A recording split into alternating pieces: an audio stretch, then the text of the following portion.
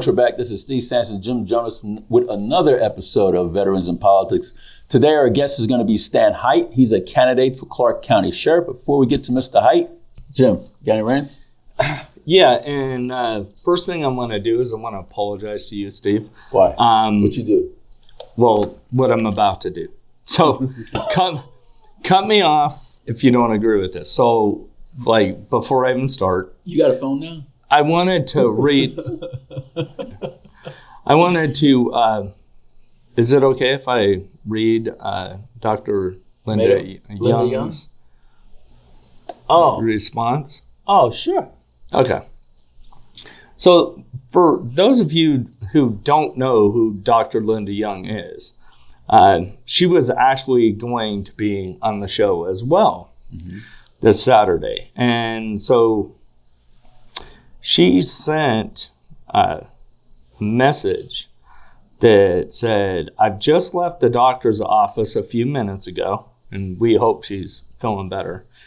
And I've been asked to quarantine for 7 days because of being exposed to COVID-19 and the Delta variant. I attended a campaign reception a few days ago. I'm staying away from other people at this time. So far, I'm still testing negative. I'm not able to do the radio show Saturday, as was feeling uncomfortable anyway, addressing the current volatile and controversial issues with the trustees and the CCSD. So sorry, Linda Young." Well, first off, She didn't want to ask those.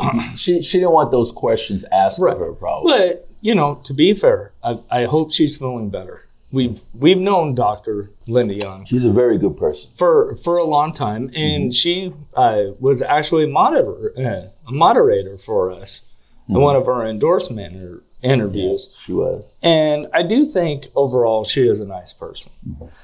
But it's interesting to me how people are fleeing from controversy. And I don't understand, I'm disappointed because she could have probably added some context now that she is actually away from that now. I mean, I do understand if she was currently still on the board, there's some stuff she probably shouldn't bring up or whatever, but now she could have added some real context. So I just hope that she starts feeling better and she feels more comfortable coming in and talking to us in the future. Because the Clark County School Board, I don't know what is going on. It's a disaster. It is. And you know something, when people flee from controversy, nothing changes. Right. It's the same old bullshit. It's like complaining to your TV. I mean, if you want to do something about it, you got to get in there and talk about it and reach some type of compromise or some type of decision making that's going to embetter Nevadans. But if you just stay silent, you just normalize the bullshit. Yeah, and even to go a step further, I know there was some stuff that came out on Facebook. I can't remember if it was 2 weeks ago or 3 weeks ago. And there were a lot of parents that attended a meeting, and that meeting was very well attended. So I was really happy that so many parents started actually attending these meetings. But there were a couple people that were really upset with the school board.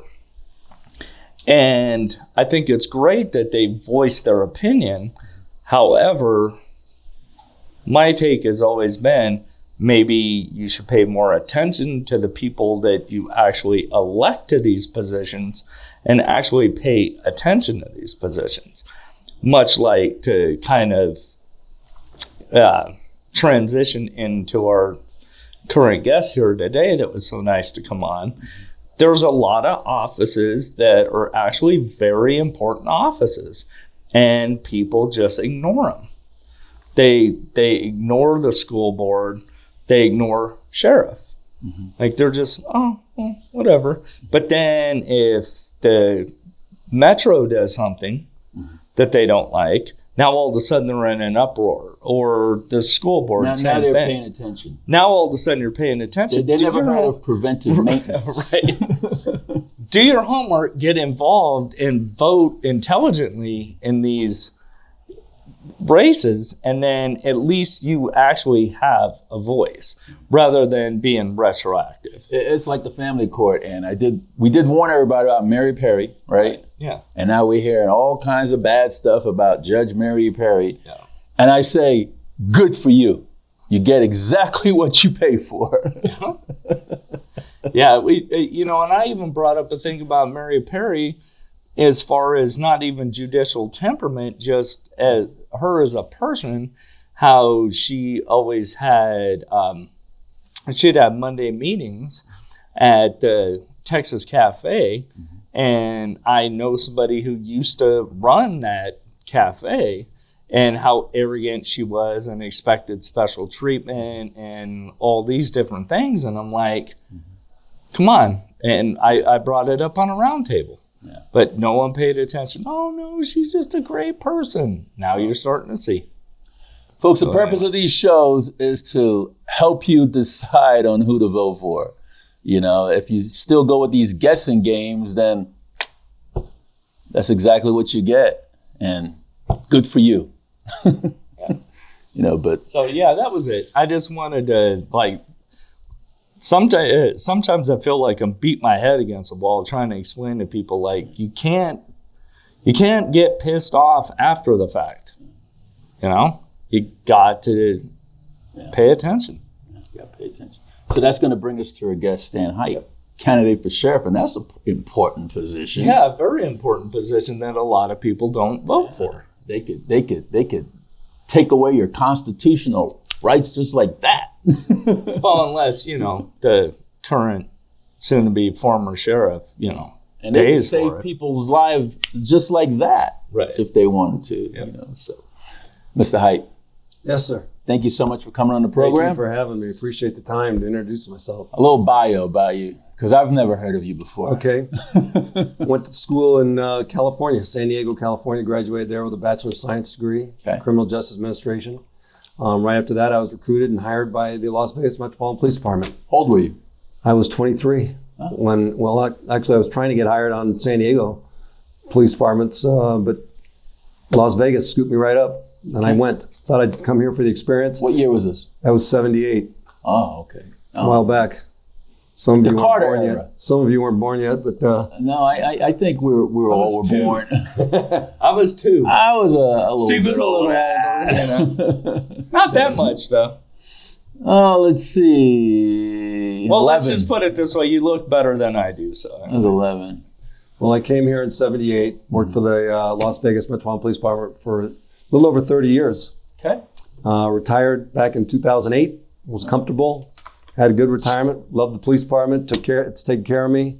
But then this last election came up with all the fraud, and it just, like you said, I've been talking to the TV, but it's like, I got to get off my couch. I got to do something, because it's really getting bad. They are taking away our constitutional liberties, and that's basically my whole campaign. How come you didn't run before? I like Trump. I was really happy with him. He was doing things. Things were going good. No, for sheriff. I'm just not a political person. Never have been. I really wasn't a goal of mine. Never. I was, like I said, I liked being a police officer. I enjoyed my whole career, and retired comfortable. Didn't need to work. But like I said, we're losing our constitutional liberty, our freedom of choice, things like that. I'm looking at the other candidates that are being endorsed. Basically, the same thing. We're looking at the same thing. I don't want the same thing. I'm afraid of mandates. I don't believe in the shot. I do believe in those that want it should have it, and those that want to wear masks should be able to. So as sheriff, I'll protect their right to do that. It's called freedom of choice. But as far as others that don't want it, because it is considered a dangerous thing, a lot of side effects, a lot of injuries due to the vaccine, or it's not even a vaccine because it doesn't keep you from getting COVID, doesn't keep you from spreading it. So, if you got the polio vaccine, that was a vaccine. That took care of polio. You didn't get it. But you take the COVID shot, you still get it. So I don't see an upside to taking it. It's being pushed on us by politicians. and the media. Doctors are just going along with it, and it's the actual healthcare providers, the people, the nurses, they're the ones that are seeing all the injuries. They're the ones that are protesting. They're the ones that are resisting. And I think they have a right not to have the shot injected in them if they don't want to. And the masks are not helping anybody. It's closing up your airways. I mean, it's causing so many different issues that I just don't believe in the mask. I mean, I believe in it if you want it. And if I scare people, I'll wear it for a small amount of time. But, right. Yeah. You know, they're putting a foreign substance in your body. That's something you should think about. It's quite and the reason why I took the shot. I took the Pfizer. I'm glad you're okay. Because the VA was giving it out, so I took both shots. But if I didn't have to take the shot, I wouldn't. Right. And the reason why I say this is because when I was in the Gulf War, they gave us 2 shots, one for nerve agent and one for blister agent, because they thought that the Iraqis were going to fire Scud missiles over into Saudi Arabia, which they did several times. So they gave us the shots and the pills, and we were in country. And we had to sign documentation saying that we wouldn't talk about it, right? Were there safety studies done on this stuff at all? No, there was no studies done on anything, and this was in 1990. Okay, so here we are. Fast forward to 2003, 2002, 2003. That's when I started to really, really feel the effects of those shots that I took in 1990.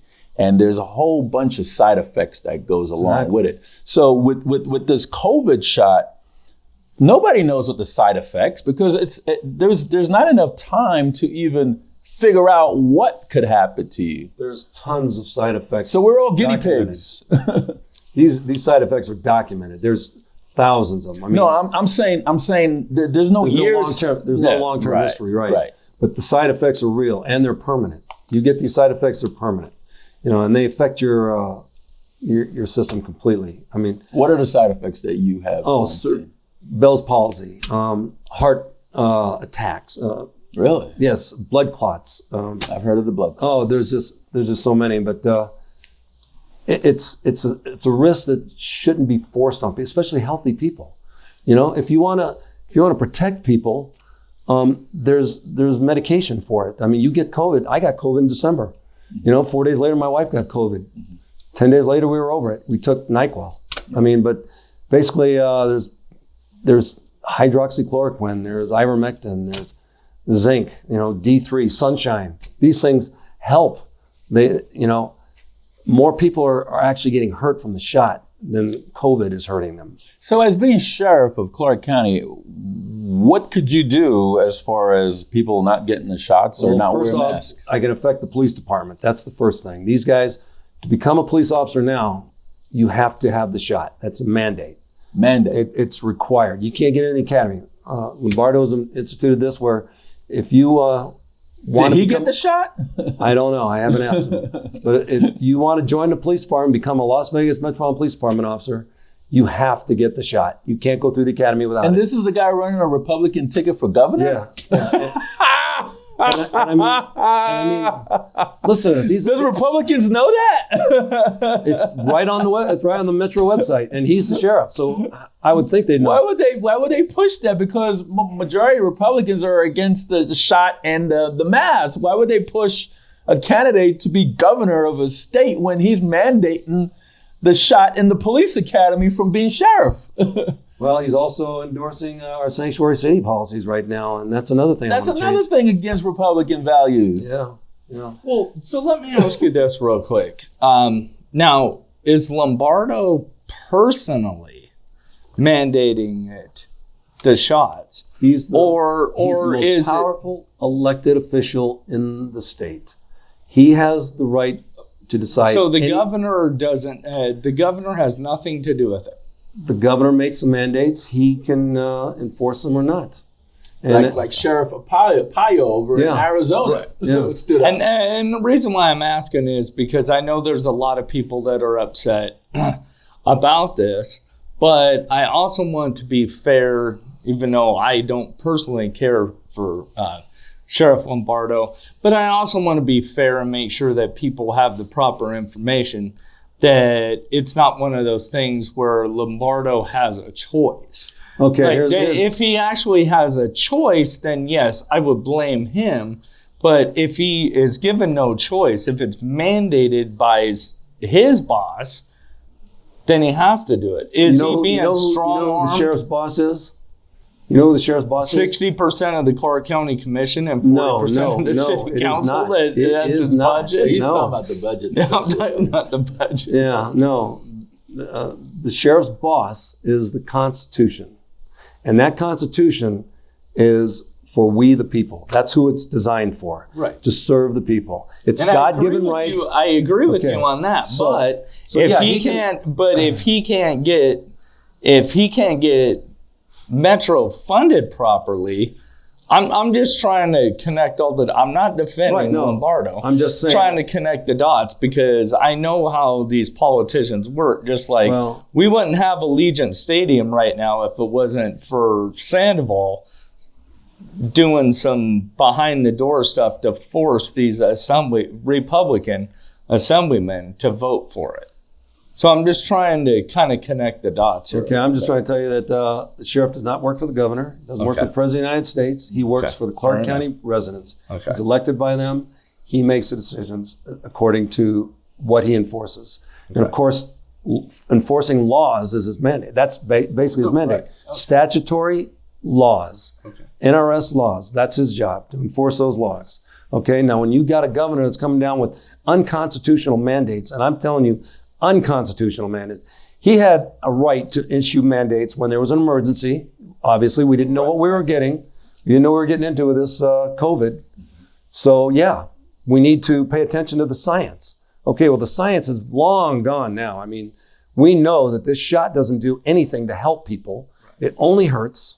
Okay, doesn't protect you, doesn't keep you from getting spreading the virus. The masks don't help. I mean, if you can smell my fart, you can get COVID, through that mask. So it's the sheriff's job, and I'm putting myself in the position of being sheriff.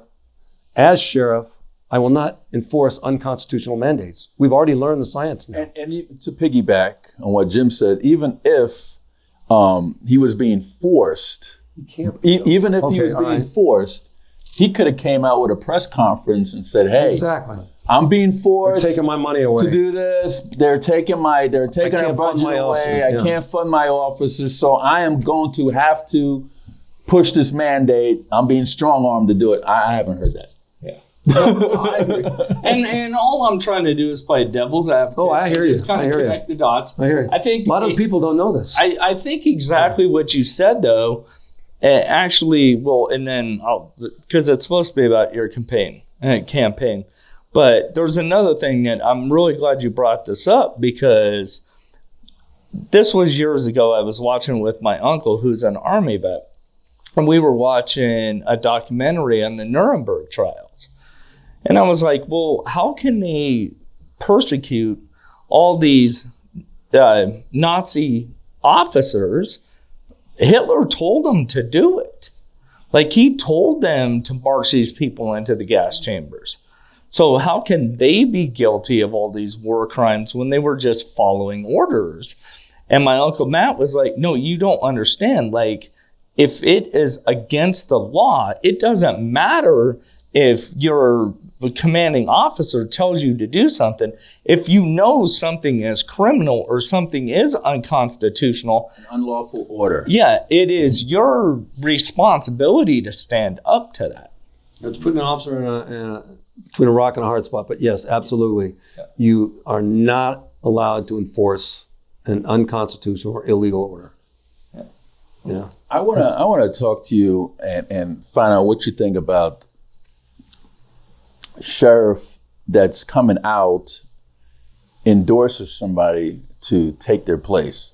I could think as far as Lamb did it for Keller. all the way down. You can Keller go back. did it for Young. Young did it for Gillespie. Gillespie did it for Lombardo. Yeah. When is that cycle going to stop? When the voters pay attention, because like you said earlier, the sheriff's race is a down-ticket race.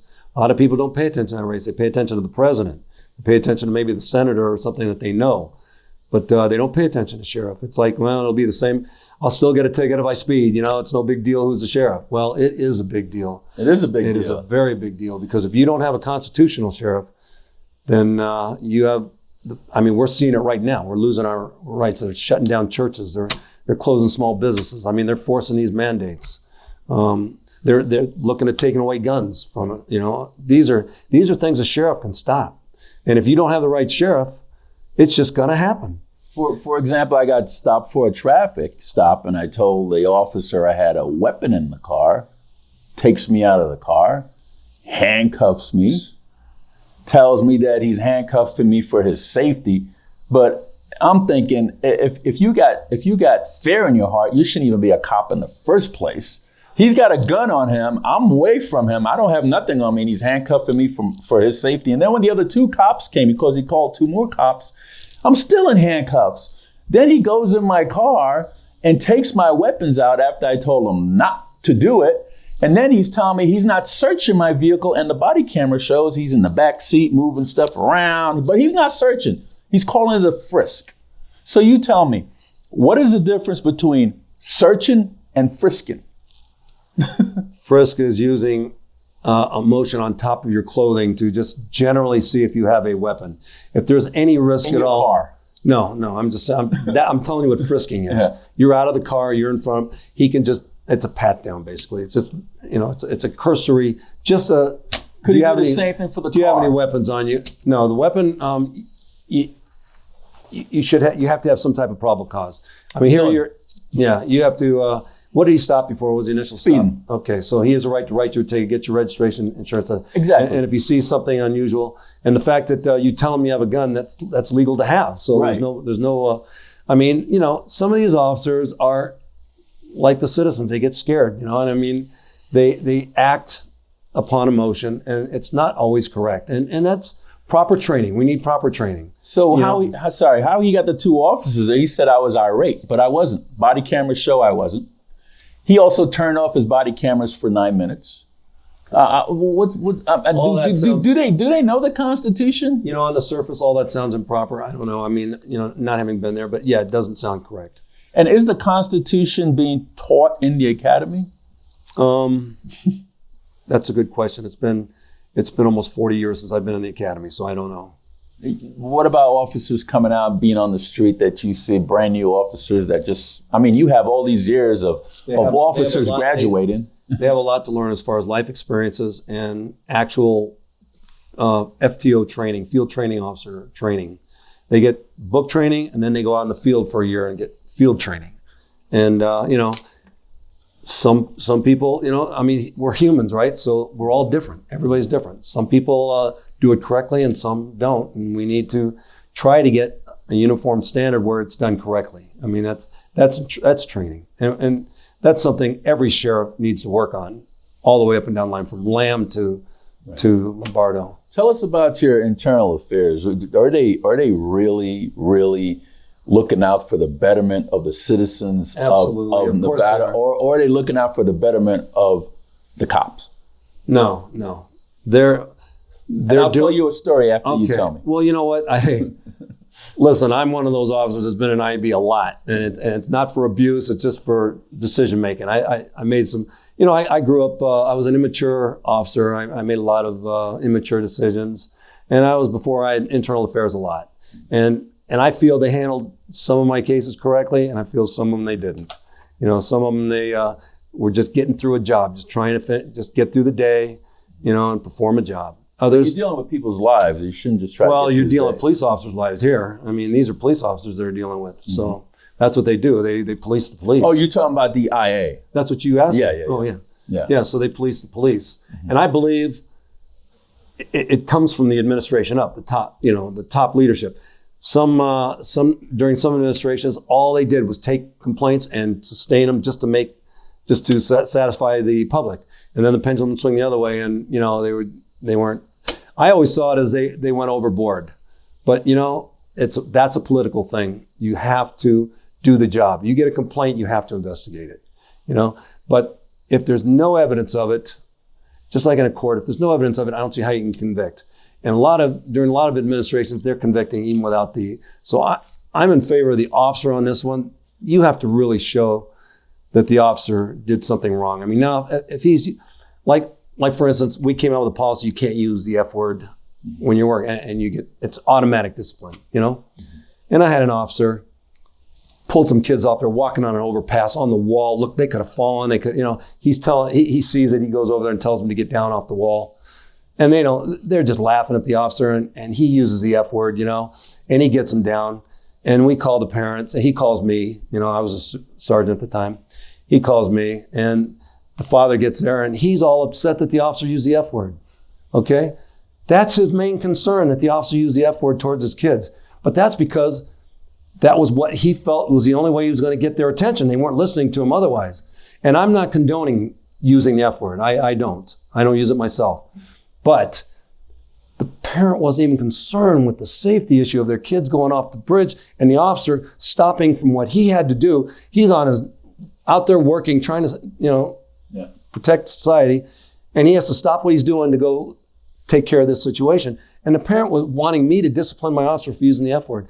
And I told the parent, I said, yeah, I can write the officer up for using the F word, but don't you want to consider the fact that he just possibly saved one of these or many of these kids' lives? But that wasn't the issue. It was an internal affairs complaint, and I had to deal with it, You see the story I tell you about my traffic stop, and you said there were some issues there. According to IA, there's no issue. What issue? I mean, what did I say there was no issue? When the cop was searching the vehicle, right, and went in. And they told you there was no issue with it? No issue. In writing. There was no issue. Did they even explain to you what he was looking for or anything? Why he was searching? I mean, see, communication's a very major part of it. He shouldn't be searching to begin with. No. So there should be an explanation of search. Communicate with you why. He goes, none. Yeah, I'm just fishing. Well, you're not allowed to fish. You're not allowed to fish for something. You have to have probable cause. So you see, this is why I say IA needs to be revamped in some way, because people like me just won't stop at that. Okay. I went to Citizens Review Board, which is a joke all by itself. And do you know anything about the Citizens Review Board? Yeah. And what do you think of them? It's actually a less strict judgmental. It's a joke. Yeah, the actual police are more severe on the officers than the Citizen Review Board. Even the Use of Force Board is a joke too.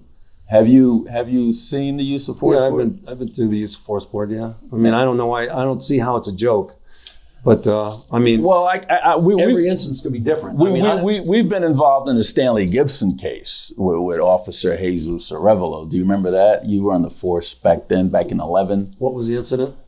He shot and killed an unarmed veteran in the vehicle, and he was cornered by the two patrol cars. Yes. The Use of Force Board. I was retired on that, but yes, I'm. What the Use of Force? Ask a question. I'm sorry. The Use of Force Board said that the officer didn't do anything wrong. I don't know how you could say that, because we had a lieutenant that was demoted. We had officers that were exactly. Yeah. But the Use of Force Board said the officer didn't do anything wrong. What the person that demoted the officer was Gillespie. Right. Oh. It wasn't the Use of Force Board.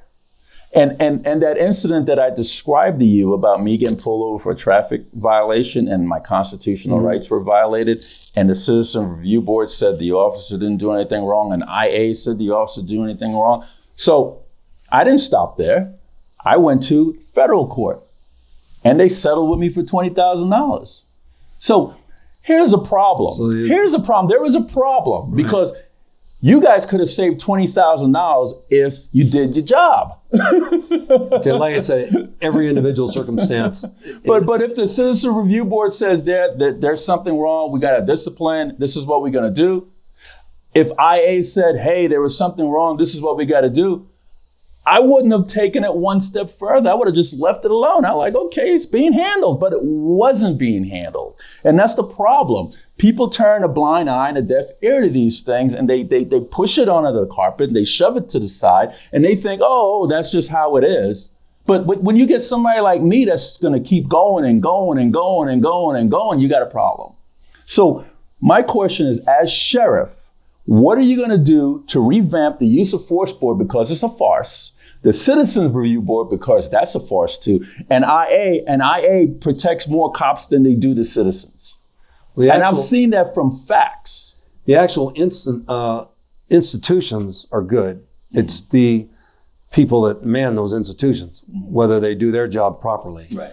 And I'm sure that most of the time they do, and there are times they don't. And it's when they don't that needs to be corrected. We need to fix it. But we need a sheriff that's going to go in there and move stuff around training. And not Band-Aid stuff. You know, it's you can move things around and just redo things, and you're going to have additional problems that you hadn't had before. And when I get in there, I'm going to sit for a little bit, and I'm going to take it all in, and I'm going to see what's wrong. I'm not going to just go in and just, okay, yeah, the use of force board, you're out. You know, you have to see what's wrong with it. You know, and I got documents of stuff that's what's wrong with it. And I believe you that, like I said, all these institutions are made up of people, and people make mistakes. People do things wrong. People even abuse their authority. You know, the officer that was searching your car was basically abusing your authority, and that needed to be corrected. So you know? I got, and that's training. Training. So I got a question for you. Since Steve has brought up a lot of the logistical stuff that I think really honestly should be looked at. Based on that, it's like a two-part question. Number one, why would you want to be sheriff based on all there's so many different moving parts in the sheriff's department and all these different agencies, whether it be IA, Citizens Review Board, Use of Force Board, all those different things. Like, number one, why would you want to be sheriff? And then number two, like the second part of it would be, how hard is it actually going to be? And I'm asking this from a political standpoint. How hard is it going to actually be to enact real change in these other departments, which you'll be, in a way, overseeing when so few people actually vote for sheriff, unless there's special interests involved? Okay, well, because the majority of people who donate to sheriff campaigns are people that have specific interests. They want control over IA. They want control over the Citizens Review Board. Like, how can you, like, if you're a sheriff, how can you actually function properly as a sheriff when the majority of the money that's coming in for your campaign will probably be from these outside groups? Okay, well, how do you get elected? The first question, why would I want to be sheriff with all these moving parts? Because idealistically, I want to fix every one of them, make them perfect. That's my goal, right? That's the goal of a sheriff, to make every moving part work perfectly. Okay? Realistically, you know, that's an uphill battle. And right. Okay, but yes, I want to fix things. I got in this sheriff's race because I don't like where our constitutional rights are going. Right. I want to be able to stand up for people's civil liberties. Okay, so that's my main thing. As sheriff, I'm going to work on all the problems, of course. Am I going to fix them all? Am I going to stop crime? You know, I'd love to say that. Yeah. Oh yeah, I'm going to stop crime. I mean, that's it. There's people getting burglarized. I'm going to make sure nobody gets burglarized again. But no, I'm going to work. A sheriff works on those things, and you try to improve it. Now, how do I deal with it when I've got people that are funding me? Well, so far I'm not getting funded by anybody. I mean, I'm getting a few little donations here and there, but it's really not something that I would ever, even if I got somebody to dump $10 million in my account, it's not going to be something that's going to affect my integrity or my ethics. Basically, I'm a Christian person, and I run on that. I mean, I don't run from that. In politics, it may be something people shy from, but I'm a Christian man, and I tell people that because I want them to know that my faith in God is what guides my ethics, my decisions, my behavior. Yeah. And so as such, yeah, I mean, I'm going to make friends here and there, and I'm going to want to do things for my friends, of course, just like anyone else, but nothing that's going to be considered illegitimate, unfair, unethical, or favoritism. You know, I want to be an ethical sheriff, and just basically my core goal is to support and defend our constitutional liberties. So I'm going to make kind of I'll be honest, it's kind of a dig on our current sheriff. So when you win and you become sheriff, how can we, what guarantees can you give us that you're going to be the best sheriff you can be, rather than using the position of sheriff in Clark County, because that is a very important job, as a launching pad to another higher political office? No, not me. I didn't even want to run for sheriff, like I said. And I've got a slogan that I use. It sounds like a political statement, but I use it because it's sincere and from the heart. I'm not running for me. I'm running for us. I'm running for your civil liberties. I'm running for my family's civil liberties. These are my goals, okay? So I have no desire to be governor, president, or anything. And even sheriff, if there was somebody out there that had I would support that person. You know, that had more experience maybe. But I feel I've got a lot of good core experience, a lot of good insight, common sense, you know, down to earth, level-headed type thinking. And you know, that may be, I hope I'm not being boisterous or braggadocious, but those are my the beliefs that I can actually get this job done ethically and competently. And I'm going to make mistakes. You're not going to get a perfect sheriff. No one's perfect. You know, I've made mistakes in the past that have haunted me pretty good. But you know, that's what's given me growth. That's what's given me maturity. What's your take on the right to bear arms when it comes to open carry and concealed? You are going all the way with this, aren't you? Okay, yes. My feelings are. You want to be sheriff? Constitutional carry. I support it 100%. I don't believe people should pay for the right to have a gun. I don't think people should. Fight and struggle. People have a constitutional right to carry a gun. Would you get nervous with a citizen have an open carry weapon or a concealed weapon? You know, I think that's it's a constitutional right. You know, it's a God-given right. Would I be nervous? I mean,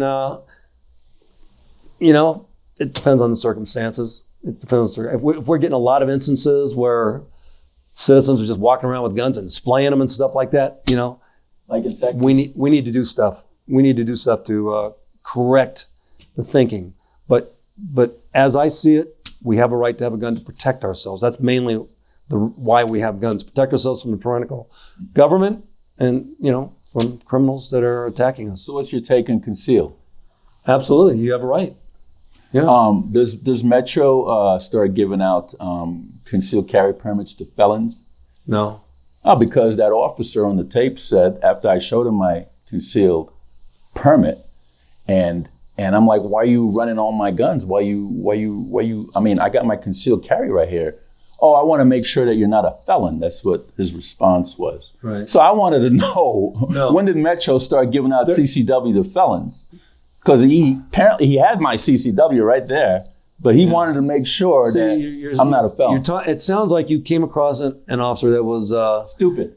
Okay, I would say inexperienced. I would say inexperienced, not sure of himself, not trained as well as he should be. Right now, too. I could tell he wasn't sure of himself because he chambered a weapon in my gun after I told him not to do it. I said, take the magazine out first. He went, right there on the body cameras, all 3 body cameras on my YouTube channel, on the Veterans of Politics YouTube channel. You know, you have an excellent case. I can't argue with it because you got $20,000 from a court that says you were right. Yeah. You know, so yeah. No, from Metro, settled from Metro. They didn't even want to pursue court. So they knew you were right too. Yeah. Yeah. Sometimes that's the problem. That's why I'm saying. That's training, Steve. That's training. We need to improve our training, especially in that particular situation. We need that improved. It's not a acceptable outcome in that particular situation. Are you familiar with the CIT? Critical incident training? Yeah. Yeah. Did you know that used to be voluntary? You've been in. Right. No, yeah, definitely. Did you know that now it's mandatory at the academy, correct? Good training is always good. I mean, it's mandatory at the academy, right? I didn't know that. It wasn't when I was there, but you know how that happened? Well, yeah, officers that respond to these people that are on drugs that can't control themselves and are killing themselves, and officers that respond that aren't trained didn't know how to handle it. They didn't know when to call medical because they were dying. We had a conversation with Doug Gillespie when the Stanley Gibson shooting came about, and I asked Doug, I said, so what is the CIT training? He goes, well, it's voluntary. I said, why isn't it mandatory? Why don't you have that in the academy? Because if officers start learning how to use diplomacy instead of reaching for that gun automatically, maybe a lot of lives could be saved. And that's how it ended up being in the police academy from that conversation. See, that we're evolving through experience, and that's what. But what does it take, Stan? What does it take? A death or some type of horrific thing to happen before people start waking their brain up and use preventive maintenance before it happens. If your gas tank is on E and you see the sign says gas next exit, why are you driving by? Right. But I mean, it takes experience to know what to do. I mean, you go. I mean, I don't know. You go through a shooting situation and you handle it poorly. You gain experience and you do it better the next time. Have you ever been through a shooting situation? Yeah. Have you ever shot anybody? No. Never got shot. Never shot anybody. You never drew your weapon and I've drawn my weapon plenty of times. Press almost, the trigger? I've squeezed the trigger almost one time where I can say the man cooperated at the last second and saved his life. And what happened in that situation? I was dispatched to a domestic violence situation, and we're supposed to go handle those with two officers. I arrived first, early, waiting for my backup officer. I could hear screams coming from inside of the house. Can't wait any longer when you hear screams. I had to go in by myself.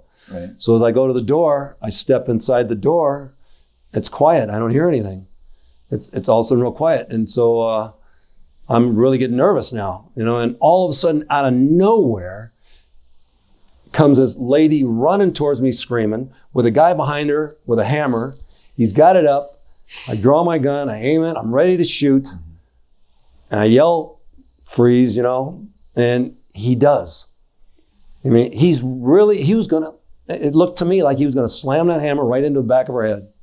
And I mean, I had that trigger ready to go, and he just dropped the hammer, and I put my holster away and I put handcuffs on him, and that was one instance. What was going through your mind at that time? That I almost killed a guy. I was ready to. Didn't want to, but I was ready to. It wasn't something I was looking forward to. Though that's pretty. How long were you in the force for? That one. I was on 30 years. And you only drew your weapon once? No, I've drawn my weapon hundreds of times. You almost pressed the trigger. Yeah, once. I can't. I had another situation at a mall, Maryland Parkway Mall, where some guys shot at security, and we're up at the top of Penny's in the Maryland Parkway Mall. Yeah, and so I was working there with the radio. They said shots fired at these guys. I could even see it up above. I was with another officer in the car, and I shoot down to that entrance where they're going to come down around the parking garage, and I'm telling my officer, hey, he's going to ram us, so make sure you're out of the car first, because they got guns, they're going to shoot. So I told my partner, I'm saying this over and over to my partner, make sure we're out of the car first. Well, this guy rammed our car so hard, the airbag smacked us both. Wow. And I mean, it sent me for a loop, but I jumped out of that car. I was ready. And the cars ended up like this, perpendicular. And so I jumped out, and I'm drawn down on him, and I'm ready to shoot. This guy's trying to get to a gun. I can see the driver's knocked out. He's unconscious. And the passenger is trying to get his gun, and the car is so discombobulated. You saw him reaching for a weapon? I couldn't see. I could see him doing this. He couldn't get it out because the car was crushed. Mm-hmm. And I'm sitting there. I'm saying, don't, And he ends up crawling over his buddy and going. And I went around chasing him. We ended up setting a perimeter and catch him. Meanwhile, I didn't even realize that my partner was knocked out. She was unconscious. She was unconscious and the driver was unconscious. And that comes to my other question. How do you feel about women in the police academy? I work with Metro. plenty of women that are very competent and very capable. I've worked with a few that aren't, but then I've worked with a few men that aren't. So what would be a Hyt's administration working with working with North Las Vegas, Henderson, the Highway Patrol?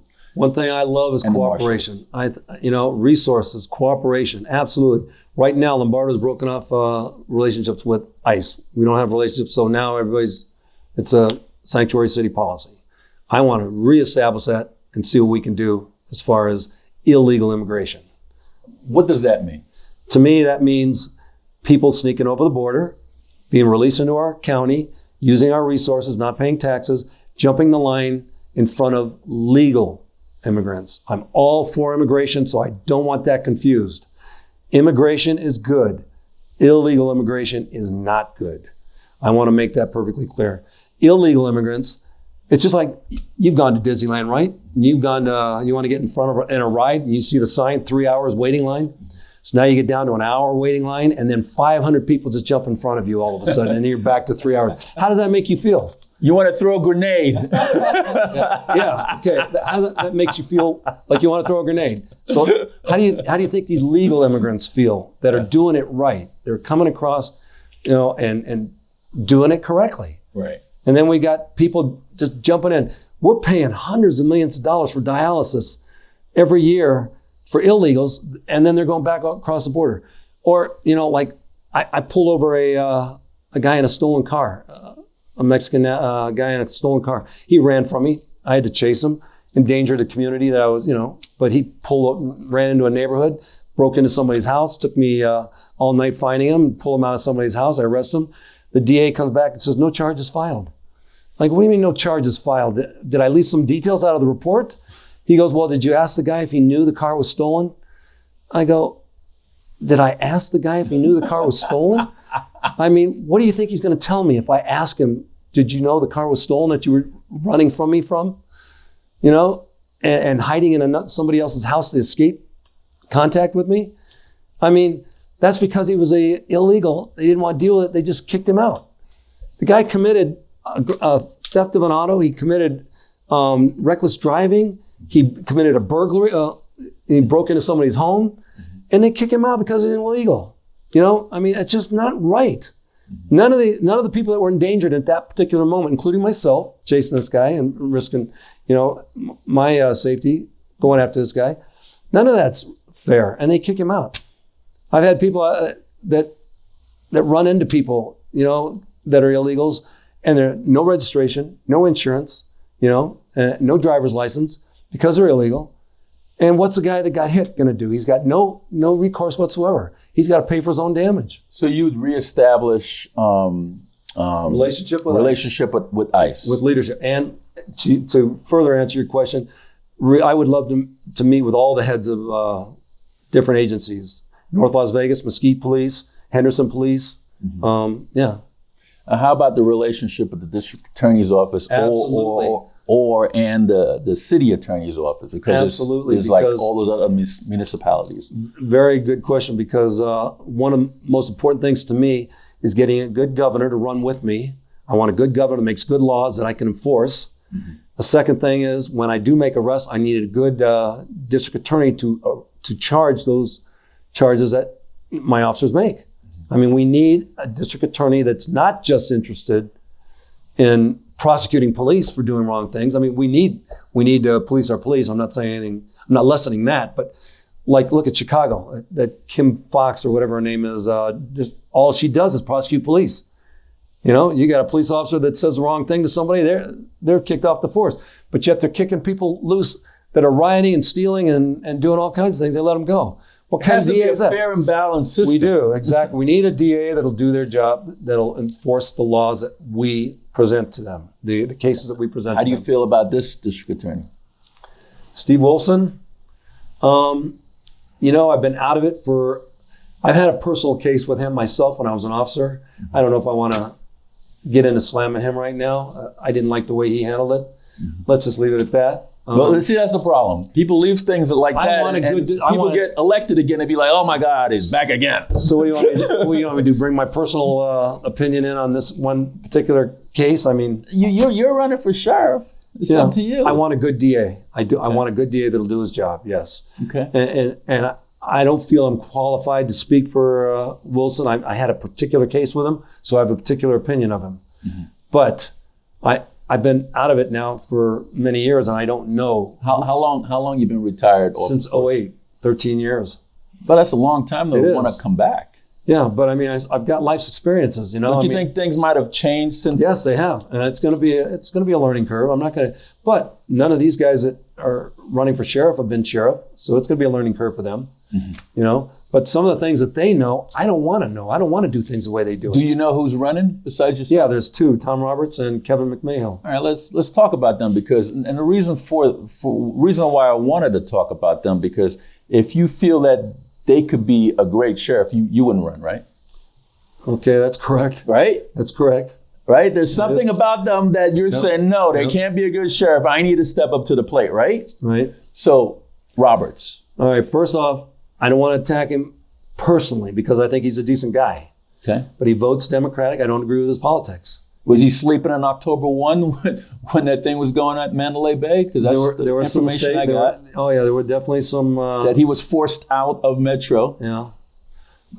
You know, that's between him and the police, and I hope that was handled correctly. I don't know. I wasn't involved. For me to get in the middle and start saying, I'm a citizen right now. You know, I'm not privy to the details that they have. So for me to judge, I didn't like the way any of that was handled. I thought that there was a cover-up, in my own opinion. I think there's more than one shooter. I got a lot of opinions. But I wasn't on the ground there. Right. So yes, I have opinions that if I were sheriff, what I would have done, I would have totally been transparent. I would have said, look, this is what we got. And I would have gotten the people in the know, on the ground. I would have gotten the officers involved. I would have said, tell us what you know. Let's get it out there. And the same with that, what was the name again on where the lieutenant was demoted, that one shooting? The Stanley Gibson. Stanley Gibson. Mm-hmm. That one, I would have been totally transparent. There were some big mistakes made there, communication mistakes. And that's what led to the sniper taking that guy out. And so it's so funny because that Stanley Gibson shooting led to Gillespie getting that $42 million back and changing out the Desert Communication radio system into something. I think they went back to Motorola. I'm not positive. There were communication problems, but there. You see, I know stuff. Yeah, I'm not just this guy that's running around. Hey. I know stuff. Hey, you want to be sheriff? No, I don't want to be. You know what? If they didn't put that requirement that you had to be a cop for 5 years, what is it? You have to be an officer for 5 years to run for sheriff? You have to have a post certificate, basically, and I think it's more than 5. I think it's like 9-10 years. Is it? Yeah. Yeah, if that wasn't there, I would. There was a lot of things that I would personally change. Things that are important are communication, transparency. Mm-hmm. Yeah, those are things that I am strong in those areas. But it's so funny how they got rid of Jesus Arevalo was the shooter, was the officer involved. How they got rid of the cop, Jesus Arevalo, for the Stanley Gibson shooting, but yet used that whole incident with the cop to get the $42 million back from Desert Communication to get a new radio communication system, which I believe was Motorola. I'm not positive on that, but I know Desert Communication is the one that they went through caused the whole. We went through 3 different radio communication systems while I was a police officer. So yeah, I mean, as cities grow, as buildings grow, you need better radios. Mcmahon. Mcmahon, another person, I like him. He's a good guy. Mm-hmm. I think he's going to be another Lombardo. That's just my opinion. I think he's already come out publicly making the shot mandate requirement. To me, that's just one thing that's so important. I mean, it's a little thing, where the department has many aspects, like you brought up. There's many things involved with the police department, but that's just one thing that affects morale. Anybody else that's running for sheriff? No, but I'm sure there'll be many. So what happened? And there's a rumor going around saying Stavros Anthony probably thinking about doing it. No, he's looking at another race. You think so? Yeah. He's a personal friend of mine. And what happened if he changed his mind and decided to jump in? I've already had lunch with him and discussed it with him. And if he does, he does. Because I asked for his support. And he told me, I'm thinking of running for sheriff. I go, oh, I guess you're not going to give me your support then. And then he goes, no, make your decisions, go for things. Because I was looking to use his campaign manager. And he says, no, go ahead, use her. I go, but I mean, how can I do that if you're going to decide to run for sheriff? He goes, don't make any decisions based on me doing that. Okay, and then I met with him again, and he's looking at a different race. What happened if he changed his mind again? Would you step out or would you stay in? No. I'm in this now. I'm in it. There's no backing out now. I made my declaration. I've got people supporting me that are definitely counting on me to go the full race, and I'm going to. You know, I mean, if nobody else, my family's counting on me because of these constitutional civil liberties, and I'm in it 100%, lock, stock, and barrel. So what makes you qualified? I've got experience. I've got common sense. I've got knowledge of the police department, and I've got a heart for people. I mean, I know how to communicate. I know about transparency. We need to be open to the public. I mean, I know how I feel as an officer. I know how I feel as a citizen around police. So I know in my own heart what we need to focus on. I have two major goals. One is to improve the morale of the police department. All my friends are just depressed. Everyone wants out. 75% of the police department is under 5 years. Everybody wants out. Everybody's getting out. We need that upper The morale is down, isn't it? Way down. I mean, and the shot's a major reason, but that's not it. They don't feel the... well, they're losing a lot of military for the shots, too. Yeah. Because they're making a lot of people are retiring out of the military. And a lot of them are going to get sick and be disabled out of there because of the shot. Mm-hmm. It's not just I mean, the government's bragging about 60% of the population being shot with this shot. Well, Metro's down below 35%. They must know something. These guys aren't idiots. Mm-hmm. These guys don't want it because there's a reason. Mm-hmm. You know, and who wants to be forced into something by a politician and a journalist? The journalists are telling you how important it is to be an American. I got to be an American, you know. Did you get the shot? No, and I won't. And I mean, if it required becoming sheriff to get the shot, I would not get the shot. I mean, I would not get the shot. It is wear the masks? Only out of respect for people here and there. Mm-hmm. You know, like when I go into Albertsons, I got a shot. And these people are scared and they're told what to do. But I'm telling you one thing, if we got people that stood up against it and we got police calls, I would defend the people without the mask. You know, I would work out a solution. Basically, if it took a stop in a certain time period where people with masks didn't shop so that people with masks could shop, something like that. I mean, I would work out a solution. But police departments, that's not a police department's job. Stop the conflicts, police department's job, but to mandate how a private enterprise does their business is not my Gillespie got rid of the gang unit. Did it come back? Did what come back? The gang unit. He got rid of the gang unit, just like not Gillespie. Gillespie got rid of the Gillespie got rid of the officers showing up for traffic stops, and I know Lombardo brought it back. But Lombardo traffic accidents, right? But Lombardo got rid of the gang unit. Did that come back? I don't know. Would you bring it back? Yes, I think gang unit's very important because we have tens of thousands of gangs in Las Vegas, and many of them are just 2 and 3 people and their kids, but many of them are serious law violators. 3 people and their kids. That's considered a gang. You know, I mean, they post a graffiti logo, and that's a gang. And the gang units were well aware of these people, so they're a valuable asset. I think they know what they're doing with these gangs. When you see a certain tag, they read, oh yeah, those guys live over in this area, and they do this kind of crime. So you permit the gang unit? Absolutely. I believe in anything that'll reduce crime, and I think that. But you know what? We're under financial constraints. I mean, Metro has a budget of $630 million a year. That's what I was going to ask. That's a lot of money. And because Gillespie wanted to raise property tax, the more cops bill. It seems like every sheriff has done that. Are you going to do something like that? No, I am a smaller government, less tax proponent. That is my stance. How many officers on the force? There's approximately 5,000 employees.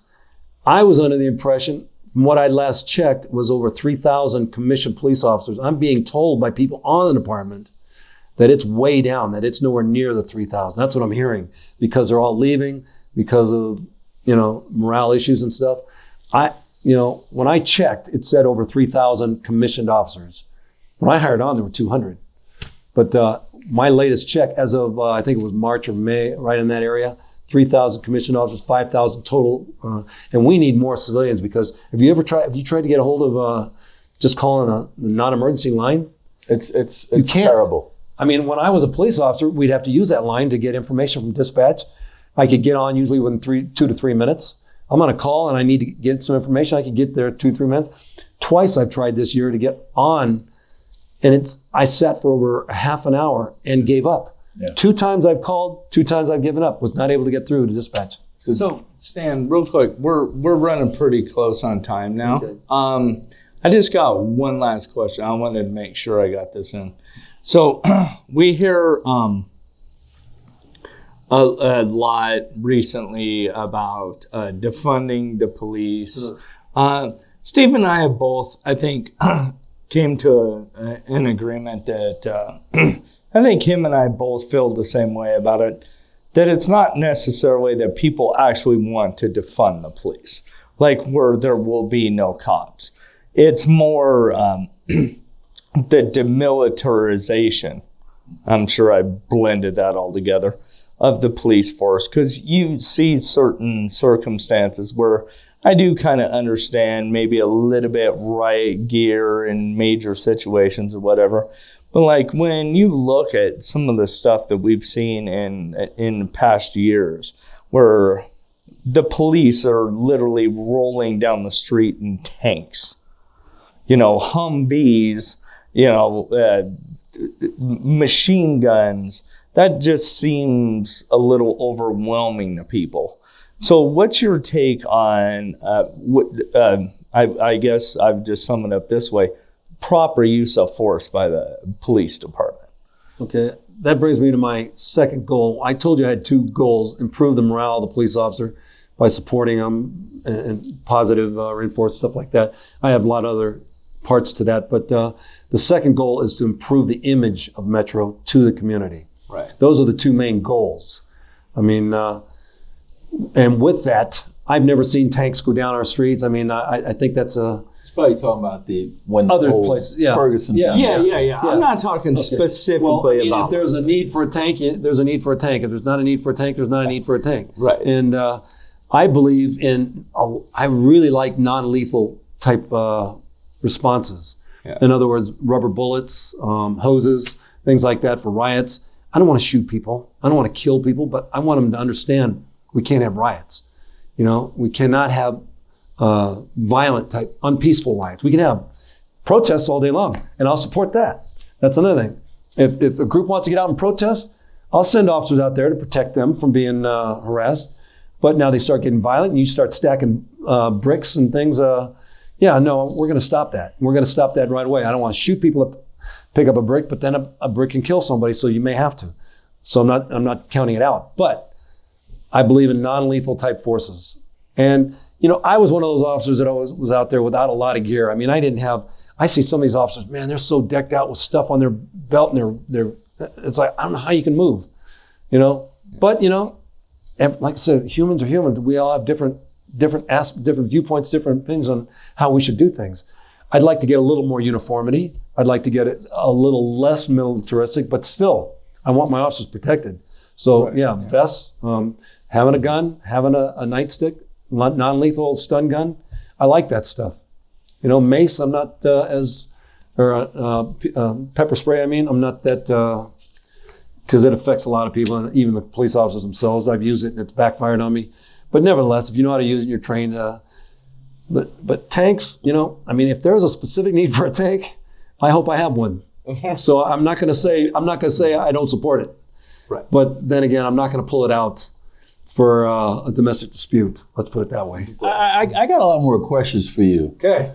Would you institute a physical fitness test within Metro? Because there's a lot of officers that I'm like, dude, I hate to go to the gym I agree. I try to stay fit. Who are you going to run after? Okay. I agree with you on that. But the thing is, we hire them. There's a physical fitness requirement. They pass it. They're on. I hate to just take away somebody's livelihood because they're gaining weight as they get older. You know, generally speaking, you need to know that if you can't do the job. Come on, I'm 54 Wednesday. Happy birthday. Look, all these chubby guys in their 20s, really? There's very few people that can be the stud you are. Really? Come on. It's a physical fitness. You just I'm keep 66. it up. You want to be a cop? I'm 66 and I stayed in you want to be a cop? You should apply you should have physical fitness training. But I just don't see firing a guy. Hell yeah, they do it in the military all the time. You lose your livelihood in the middle of your career and tell me how you feel. Well, maybe you should have put down that extra meal and start running. I think we can have programs that can try to get these guys back on track rather than just because the civilian population, us, we're working out. How are you going to take on somebody? I can't argue. How are you going to take on somebody that's working out and you're all chubby and you got a badge? And what happened if I don't want you to put them cuffs on me? And I'll take your gun. Steve, it's not all. You see what I'm saying? It's not all just choice like that. You are a perfect specimen of what a human being should look like. There's no. I like this guy. There's nobody can compete with that. But you know what I'm saying. But not everybody's like that. Not everybody's like that. What I'm saying. People are just naturally softer. I mean, and you know they can still do the job. You know, women are smaller and less muscular, but they can still do the job. Run after a perp. Hey, we don't run after perps anymore. We don't do it. We got radios that say, hey, the perp's getting away. You know, I mean, I'm telling you. No, I'm not going to fire a guy. I'm going to work with him. Yes. You know, we can put programs together to keep people in. I mean, that's health is a major thing to me. I mean, I'm 66. And I'm still in pretty good shape. Yeah. I'm not like you, but I'm still in pretty good shape. You're in good shape. Okay. I'm sure you run. Don't you run? Not anymore. Elliptic. I mean, I played sports. You watch what you eat? Yes, I do it. I try to do everything that's right. Okay. You take your vitamins? Yes, I do it all. I do all that stuff, but not everybody's the same. And we still need those people. They have other talents. They have other assets that we can use. And if they need to be in shape, we'll get them in shape. I'm not going to take away a guy's livelihood who's got a family and kids to support because he's gained a few pounds. I mean, we're going to work on it. So maybe not. And I hear your point. Totally. Maybe not terming the person, but now this kind of gets me on the. Put them on notice. They need to get it. And help them with it. So we got to help them. Yeah, help them. We have issues with alcoholics. We help them. Right, and the same thing with it's kind of a perception thing. Like it is. And whether right or wrong, because I can tell you honestly, there are some people that I've met in my life that I just think are fat, out of weight, whatever, and outrun me somehow. It doesn't. You know what I mean? Yeah. That doesn't speak highly of me. But anyway, there's a gunny I used to have in the Marine Corps. Before we run the PFT, the physical fitness test, and the 3 mile run. Yeah. He's out there smoking 6 o'clock in the morning, and I'm like, I'm gonna beat this guy, and I'm running. And by the time you don't pay no attention. The time the 3 miles is over, I'm crossing over. He's already there, hanging out with another cigarette. I'm like, how the hell did you beat me? And you bring up cigarettes. I mean, COVID. How many people are dying of COVID? Well, far more are dying from smoking cigarettes. Why aren't we shutting down cigarettes? Exactly. You know, I mean, yeah. I mean, I have a personal peeve against cigarettes. My mom died from smoking. Oh, my condolences. Thank you. I mean, she was my rock, my everything. She was my cornerstone. And she died because she smoked. You know, and so it's a personal thing. Am I going to tell other people you can't smoke because I have a personal thing? No. But I believe in it. I believe don't smoke, you know? And just like the shot, you know, it doesn't work. So I believe don't get the shot. It hurts you. There's certain things, common sense to me, it's a big deal. Communication, learning, studying. Well, why are officers using their own AK, their own personal weapons on the job? They're issued a voucher to purchase the weapon that they're most comfortable with. When I hired on, you got one weapon. It was Smith & Wesson Model 59. Then, you know, and that was it. And then later they came out with, and that was for standardization in case 3 people are in a firefight and one's out of ammunition. We could toss them a magazine and we all use the same ammo. Well, they've come up with a theory that basically you do a better job if you have your own weapon that you're personally familiar with. And so a lot of people like Glocks. I used a Beretta. A lot of people like Smith & Wesson. So that's why I like uniformity myself. If it were me, I would say, hey, let's try to find a weapon that we all like. Mm-hmm. But I don't think that's the way even though I believe in that, it's not the way we're going to go. We have a lot of officers that are litigants in family court. And some of them are getting their children taken away from them, and some of them have to pay spousal support and child support and all kinds of different things, and they don't have any money to live on. How do you deal with those officers? They could easily take a bribe. They could easily do a whole bunch of. What could you put in place for those officers that are going through that type of issue, that are losing more than half of their pay, to keep them honest?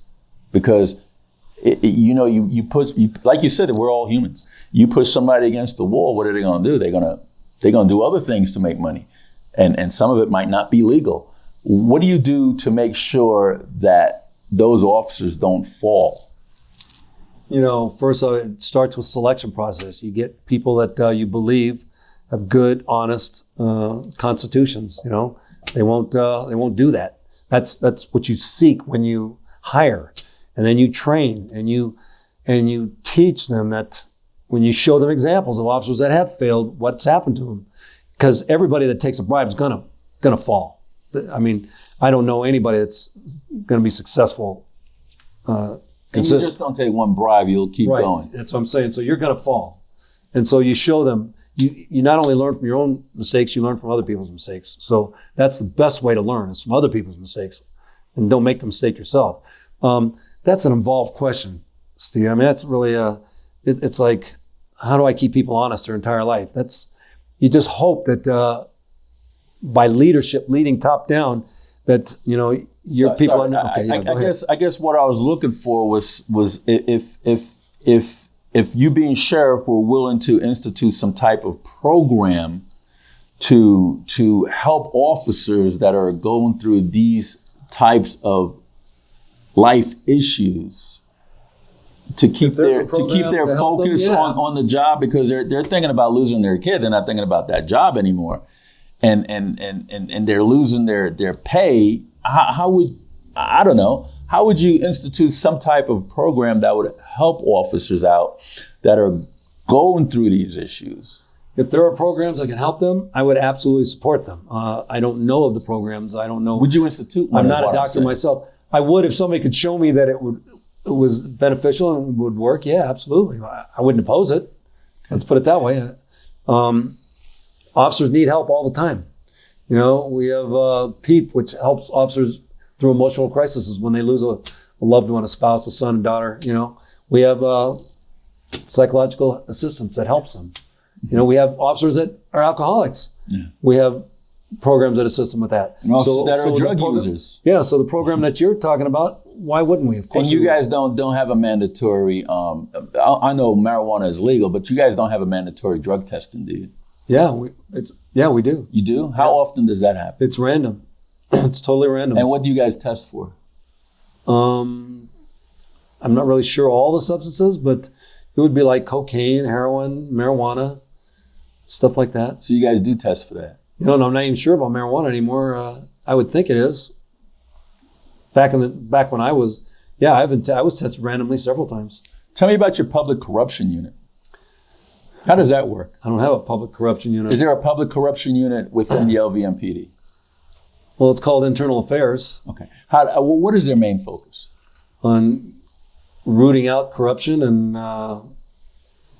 preventing it. So if I give them a evidence of judge doing this, and that, do you... Of a judge? Yes, a judge. Oh, well, then we investigate it. Really? They don't. You just know that for a fact? I know that personally. How about that? Okay. On camera. And that's 100% of the time, or is it It's 100%. It's an instance? Several incidents. 100% of the time. Okay, you got me. I don't know. I haven't experienced that. So I've experienced we pursue crime when it occurs.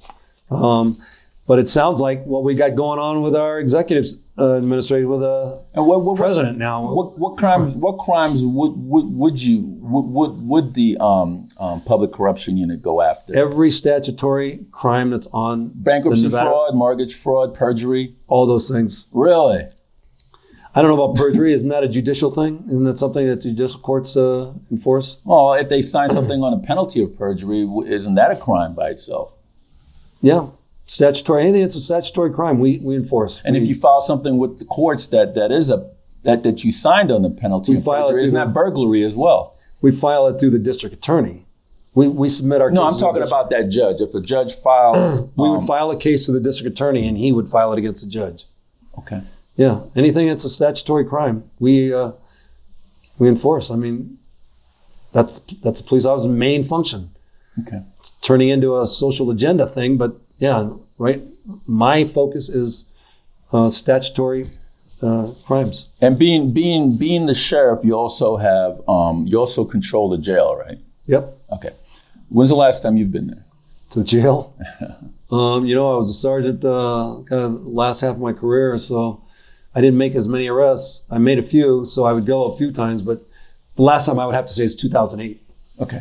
I have information on things that's been happening within the Clark County Detention Center. How would you institute the morale, and how would you make sure that the inmates are safeguarded, that they don't get beat up, they're not mistreated, they're not denied food, they're not denied water, females are not denied feminine pads and all that stuff. How would you institute that? And while I'm talking about that, how much does the jail get per inmate? I have no idea. I'm sorry, I don't know that figure. It's $140 for men, $180 for females. Where do you get that information? I'm just curious. I believe you totally. Where do you get it? I got it from somebody that works in the jail. Oh, okay. All right. And I'm sure that changes all the time. I mean, I'm sure it goes up, goes down. Per day. Yeah, but I mean, each day it gets more expensive, right? And how do you feel about bail? It's a constitutional guarantee. It should be allowed. I mean, yeah. Okay. Yeah. Did we miss anything you want to? No. You think we covered everything? Well, because I got a shitload more questions. What? But I'll sit here all day. I got all day. I'll just stop right there. I don't. I know. But did I leave any question weak that you want to get into? No, I'm good.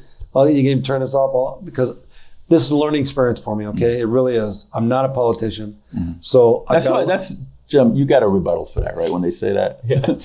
I've got a lot of growth. I've got a lot of growth ahead of me. I've got time to learn basically how to answer some of these questions because I don't want to just give root answers. I want to give experience answers. Okay. Answers where I've had experience.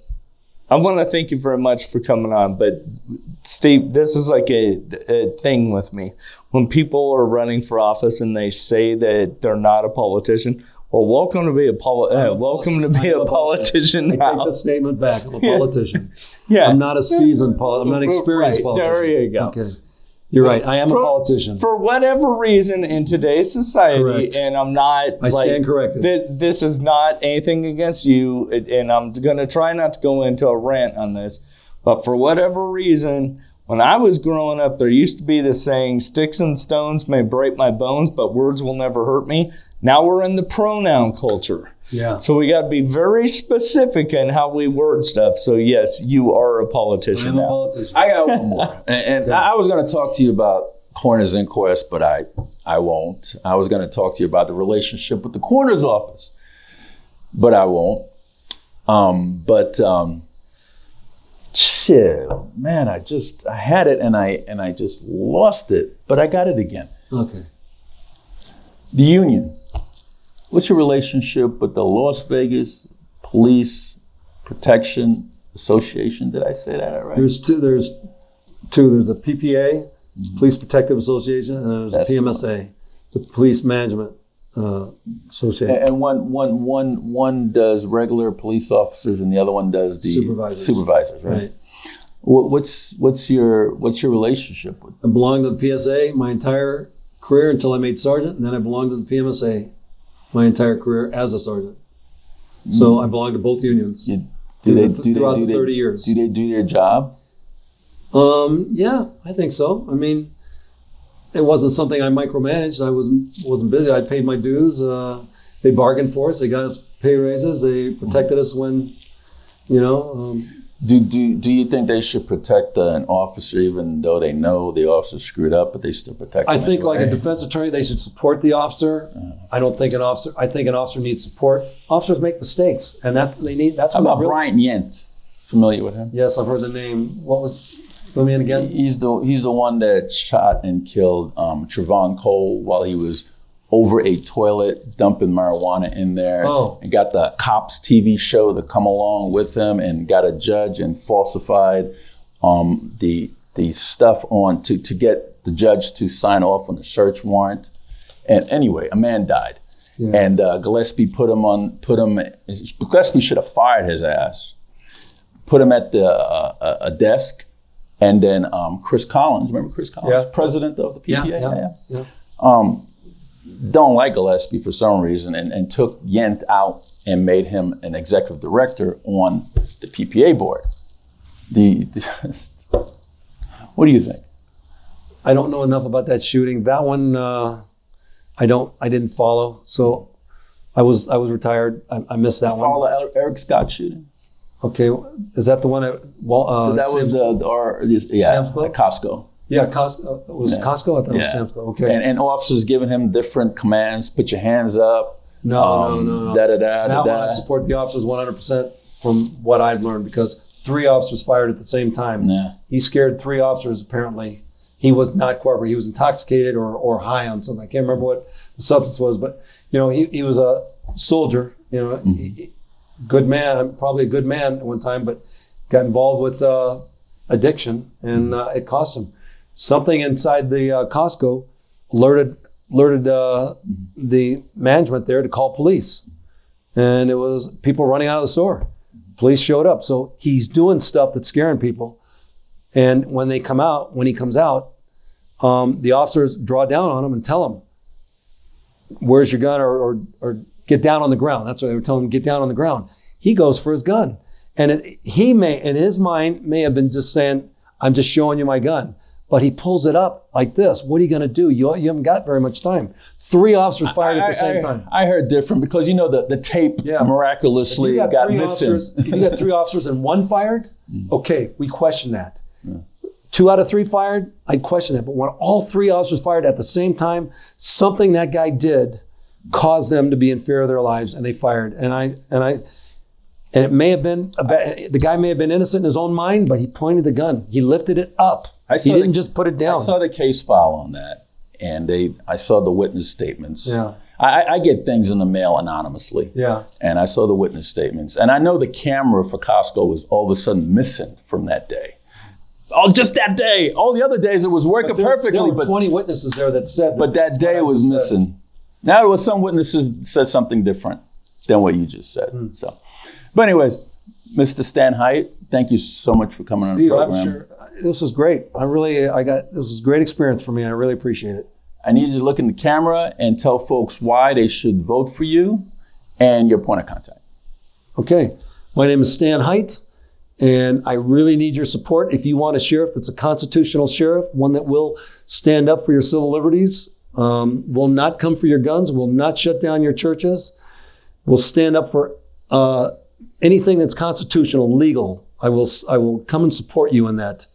And my contact is Stan Hyt for Sheriff, and it's FOR Sheriff. So Stan Hyt, HYT, FOR Sheriff. That's my website, and I just appreciate your support. If you can contribute, great, but if not, please, I need your support. I need your vote. The sheriff race is a very important race. Please don't forget about it when you're thinking about the other races at the top. Thank you, and thank you. Thank you, Mr.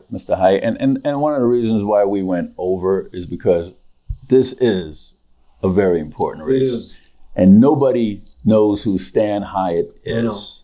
Nobody knows. It's early. So I'm throwing all these questions at you to see what type of answer I'm going to get back. And in politics, they say don't ask a question unless you know the answer. Yeah. And everything I threw at you, I already knew what the answer was. I assumed you did. You weren't bringing it up. But I want to see what you know. Right.